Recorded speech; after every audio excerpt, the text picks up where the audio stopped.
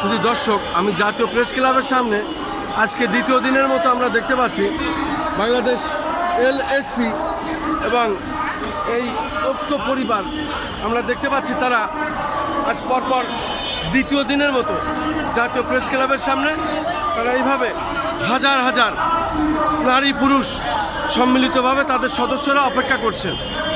আপনারা আজকে দ্বিতীয় দিন জাতীয় প্রেস ক্লাবের সামনে, আপনি কোথা থেকে এসেছেন, আপনার নাম পরিচয় দিন এবং আপনার রাষ্ট্রের কাছে কি চাচ্ছেন, মাননীয় প্রধানমন্ত্রীর কাছে আপনার দাবি কি?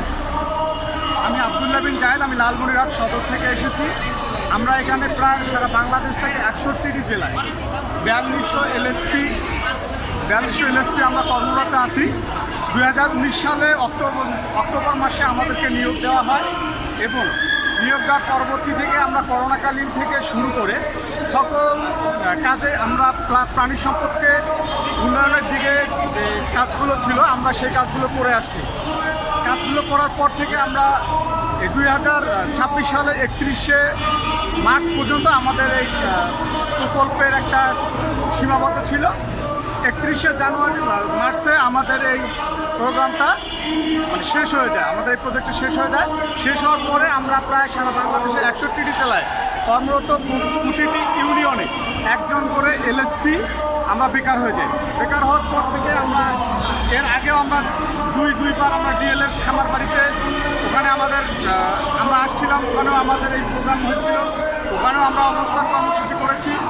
তারপর থেকে আমাদের কোনো আশ্বাস দেওয়া হয় নাই।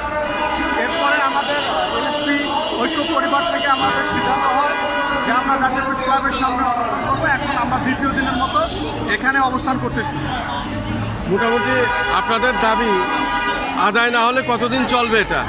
আমরা প্রাণী সম্পদ দপ্তর থেকে আমাদের সকল এলএসপিদের আমাদের যে মতামত বা আমাদের এই দাবি, আমাদের এই প্রজেক্টের দাবি যে আমাদেরকে ফিরিয়ে দেওয়া হোক এবং আমরা চাই আমরা এই প্রাণী সম্পদকে আরও উন্নতি করতে চাই। এ দাবি আদায় না হলে আমরা যতদিন না হচ্ছে আমরা এখানে অবস্থান করবো ইনশাল্লাহ।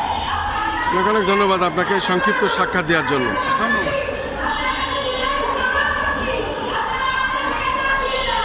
আপনার নাম, মোবাইল